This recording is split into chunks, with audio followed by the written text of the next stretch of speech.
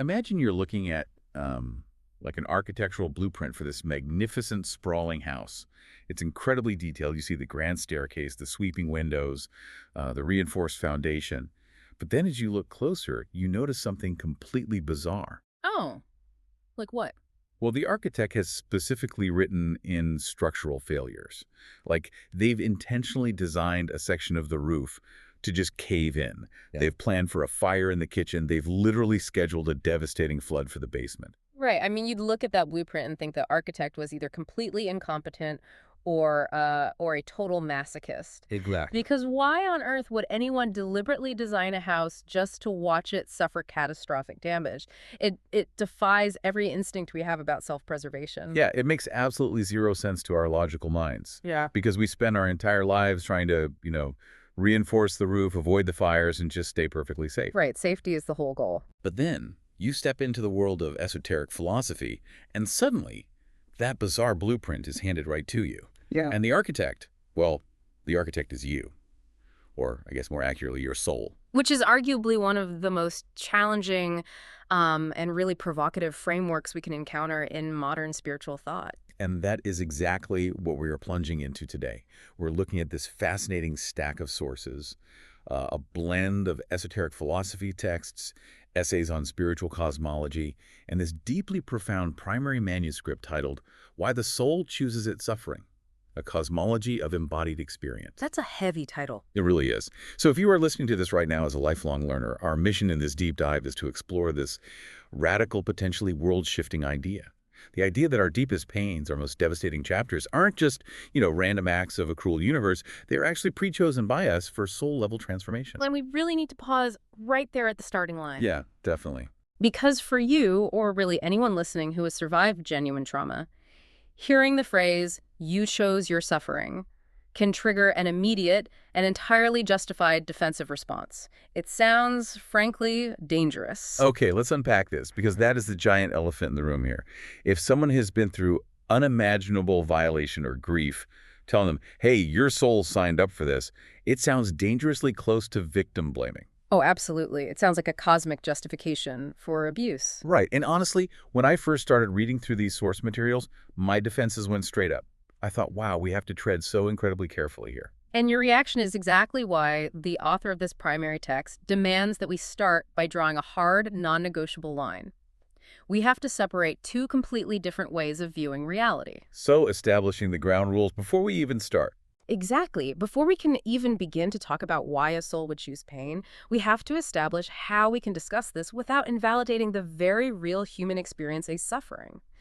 So the text lays out a foundational rule. There are two parallel planes of reality, and we must never, ever collapse them into one another. Okay, because if you mix them up, the whole framework just becomes toxic. Right.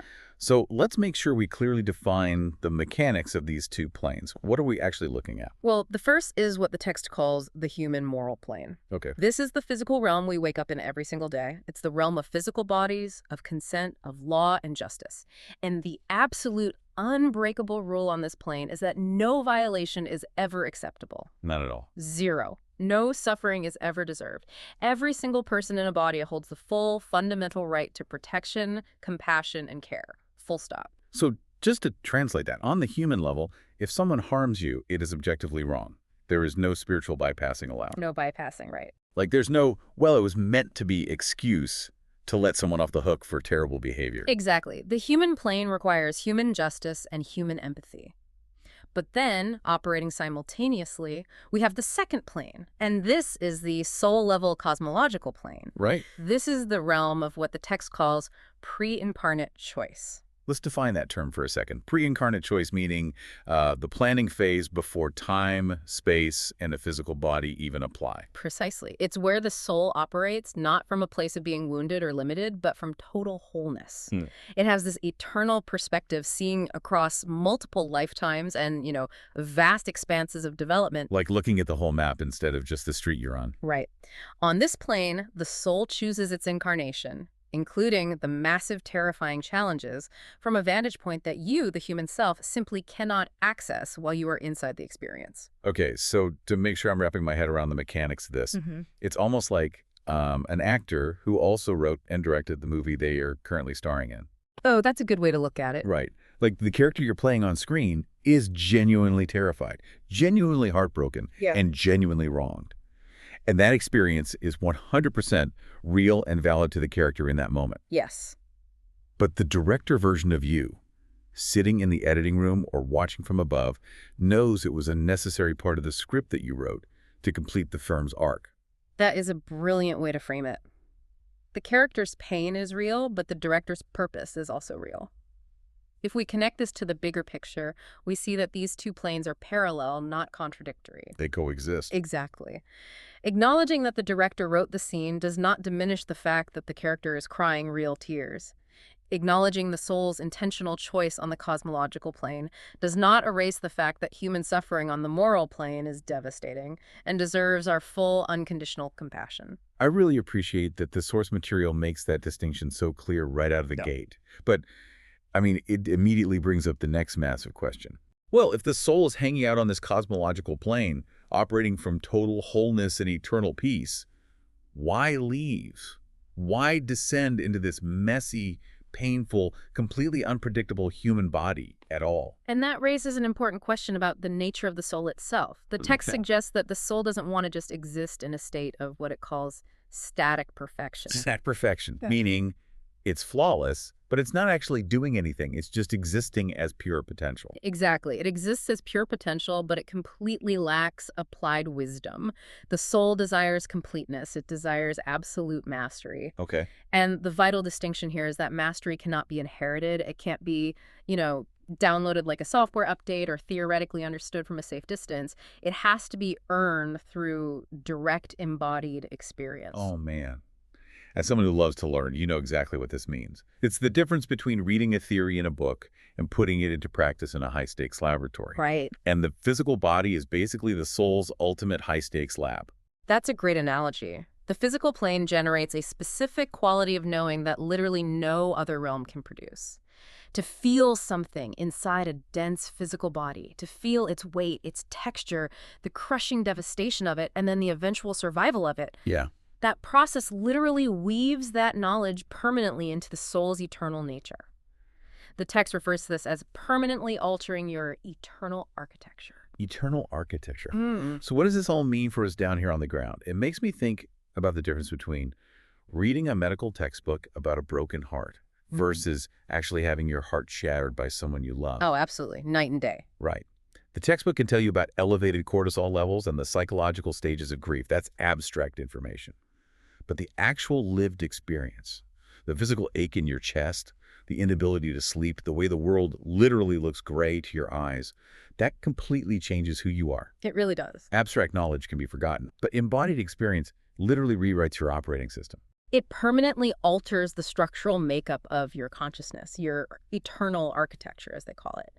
But there is a fascinating, almost paradoxical mechanism in the source text regarding how this physical embodiment actually works. Paradoxical how? Well, for this knowledge to be deeply forged, for the laboratory experiment to yield real results, the soul has to undergo a process of profound amnesia. It has to forget its eternal nature at birth. Wait, really? It has to induce its own amnesia. Why? If I'm trying to learn a lesson, shouldn't I remember why I'm taking the class? Because if you walked around every day fully consciously knowing, I am an eternal, unbreakable soul just playing a temporary game inside a meat suit, the stakes wouldn't be real. Oh, I see. Think about the physics of human consciousness. If you know you're in a simulation, your heart rate doesn't go up the same way. You don't truly adapt. The pain wouldn't penetrate deeply enough to cause the friction required for real transformation. So it's about the friction. Exactly. The soul has to descend into full embodiment and full forgetting so that it can experience the absolute crushing weight of existence from the inside. The felt knowing generated by that sheer gravitational pull is irreversible. Wow. Okay, so the soul needs a physical body to truly learn, and it needs to forget it's a soul so the lessons actually stick. I'm with you on the mechanics, but here is my pushback. If it just wants felt experience, why not choose to learn exclusively through joy or comfort or, I don't know, deep meditation on a beautiful mountain? Why choose devastating lessons? Why does the laboratory have to be on fire? That is the crux of the text. Why the fire? The author proposes that a soul, in its infinite wisdom, might deliberately choose an incarnation that includes profound violation, trauma, or devastation for very specific mechanistic reasons. And they actually outline 5 of them. Okay, let's hear. The first mechanism is essentially a cosmic stress test. The soul chooses the fire to discover its own unbreakability. A stress test. Oh, like forging steel. You don't know the metal is unbreakable until you literally hit it with a hammer while it's in the furnace. Precisely, an eternal stress test. You can believe you are strong in theory, but there are certain profound truths about the self that can only be proven under extreme pressure.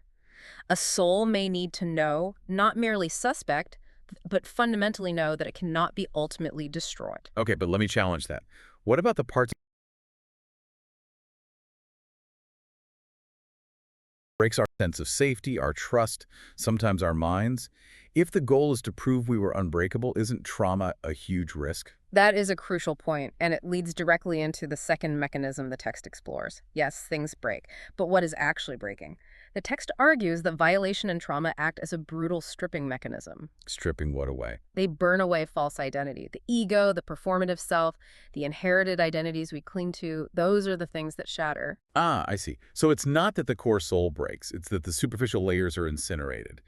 But still, couldn't soul shed its ego through profound love? Or like a really dedicated mindfulness practice? Why does it require brutal violation to strip away the performative self? Love certainly expands the soul, and meditation can gently peel back layers of the ego, but the text suggests that some souls require a different mechanism entirely. Fire purifies in a way that gentle sunlight simply cannot. What remains after that intense fire is the most irreducible essential self. It's the bedrock. Okay, so you're stripped down to the bedrock. Your false identities are burned away. Now what? You're just sitting there in the ashes. Not at all, because sitting in those ashes activates the third mechanism, generating an irreplaceable, hyperspecific compassion. Oh, wow. The capacity to authentically hold space for broken people requires having lived inside that exact level of suffering. Here's where it gets really interesting. Think about our everyday lives, right? When you are in an absolute crisis, the most comforting person in the room is almost never the one with a theoretical degree in psychology who's had a perfect sheltered life. No, rarely. Right. The person who actually saves you is the one who sits down in the dirt, looks you in the eye, and says, I've been in this exact dark hole too. I know exactly how cold it is. It is a stunning sacrifice. The source material is suggesting that the soul intentionally chose the wound, not just for its own evolution, but because it knew what it would become capable of carrying for others later. So it's taking one for the team, essentially. Basically, yes. The soul says, I will endure this darkness so that I can be the lighthouse for someone else navigating this exact storm. That is a beautifully profound way to look at human connection. But the text doesn't just limit this to one lifetime, does it? No, it doesn't. For those who operate within frameworks of multiple incarnations, the text introduces the fourth mechanism, which is completing karmic loops. Now, we really need to define how this specific cosmology views karma because it's so often misunderstood. Right, because people usually think of karma as this cosmic courtroom. Like you did something bad, so now you get punished. Exactly, but this text explicitly rejects that. A karmic loop is not a punishment. Think of it more like a mathematical equation that needs balancing, or an incomplete electrical circuit. Okay, an electrical circuit. Right. A soul might recognize an unresolved dynamic from a past life, just a thread that was left hanging. It chooses to return and move through that specific, often painful dynamic fully, simply to close what was left open. Wow. It's about tying off loose, energetic threads. It's finishing the circuit. It's not the universe spanking you. It's you deciding to finish the homework assignment you left blank last time so you can finally graduate to the next level. Precisely. And when that circuit is finally closed, when the unbreakability is proven, the false self burned away, and the compassion generated, what is left? Yeah, what's the end game? The text proposes that the fifth and final mechanism is about becoming a specific quality of light. What does that mean, a specific quality of light? Isn't light just light? Not in this framework. The text argues that the most transformative, penetrating light a human being can carry is often generated specifically by those who have descended the furthest into the dark. Oh, I see. Light that is generated in the pitch black has a completely different frequency than light that has never known shadows. Darkness that is survived and then integrated doesn't just vanish. It acts as a catalyst, transforming into a particular kind of illumination that simply cannot be fabricated by any other means. You know, you really can't fake that kind of light. You see it in the eyes of people who have survived the unimaginable but have somehow remained soft. They have this gravitas, a presence that just shifts the energy of a room the second they walk in. They earn that frequency. They absolutely did. The soul chose the experience specifically because of what it would become on the other side of it. But I have to say, hearing all this, proving unbreakability, incinerating the ego, generating this heavy compassion, closing karmic circuits, I still find myself tripping up a bit How so? because it still makes the soul sound like it's actively seeking out misery, like it's up there on the cosmological plane saying, yes, please, give me the worst pain imaginable. It feels incredibly heavy to digest. And the author anticipates that exact reaction, which is why the source material makes what is perhaps its most crucial distinction about the mechanics of this choice. And what's that? What's fascinating here is the clarification that the soul chose the transformation. It did not choose the suffering. Okay, wait, break that down for me. If the transformation requires suffering, aren't they just the same thing? They are intertwined, sure, but the intent is completely different. The soul is not hungry for pain. It is hungry for what exists on the other side of the pain. The text actually uses the analogy of a mountain climber. Okay, a mountain climber. Right. The climber doesn't choose the freezing cold, the sheer danger, or the exhaustion. They're choosing the summit. The suffering is merely the toll on the road to a particular kind of becoming. Ah, I get it. It reminds me of anyone who decides to run a marathon. If you are listening to this and you've ever trained for a marathon, you know exactly what I mean. Oh, definitely. You don't sign up for a marathon because you have a weird masochistic fetish for foot blisters, chafing, and leg cramps. You hate those things. You actively try to avoid them. Right. You buy special shoes to stop them. Exactly. You sign up because you want the finish line. You want to know you pushed your body to its absolute physical limit and survived. The soul sees the ultimate finish line, that profound compassion, that irreversible knowing we talked about, and it looks at the required path, blisters and all, and says yes to the entire package. That is the perfect analogy. The runner doesn't love the exhaustion. They love the summit of their own endurance. The soul doesn't love the trauma. It loves the profound expansion of consciousness that surviving the trauma will inevitably forge. So if the pre-incarnate soul chose to run this brutal marathon, what does that actually mean for you, the human who is currently exhausted, cramping, and freezing on mile 20? Right, the practical application. Exactly. Because practically speaking, if you are listening to this deep dive right now and you are in the thick of recovering from a devastating life event, how does this cosmology fundamentally change your relationship to your own past? It changes everything through what we might call the ultimate psychological reframe. In this cosmology, the soul is never a victim. Ever a victim. Never. The text is incredibly careful here, reiterating that the human self absolutely can be a victim of circumstance and that human experience requires care and justice. But the soul, the eternal core of who you are, it arrived knowing exactly what the architecture of this life would be. It is never victimized by its own blueprints. That is an incredibly empowering shift. Think about the internal monologue of someone who has suffered deeply. It's so easy and so understandably human for the internal script to be, look at this random, tragic cruelty inflicted on helpless, broken, why me? Why did the universe do this to me? Yes, that's the default. But this framework flips that script completely. Right. It reclaims your agency. It changes the inner dialogue to, look at the impossibly hard mission my soul had the absolute guts to take on.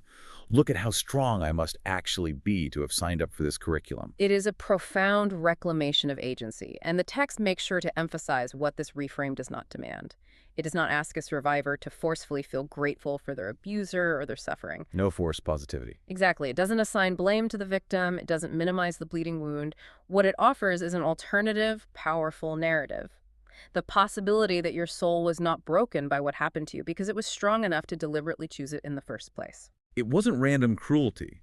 It was a path walked by a being of extraordinary courage who knew the exact cost, looked at the blueprint, and came down here anyway. Which brings us to the concluding and arguably most powerful line of the primary source text. When looking at a human life marked by deep, unrelenting suffering through this cosmological lens, the author states, that is not tragedy. That is the deepest kind of bravery there is. The deepest kind of bravery there is. Just let that sink in for a second. We've covered some massive paradigm-shifting ground today. We really have. We started by separating reality into two parallel planes, ensuring we never use cosmic truth to bypass human morality or excuse bad behavior.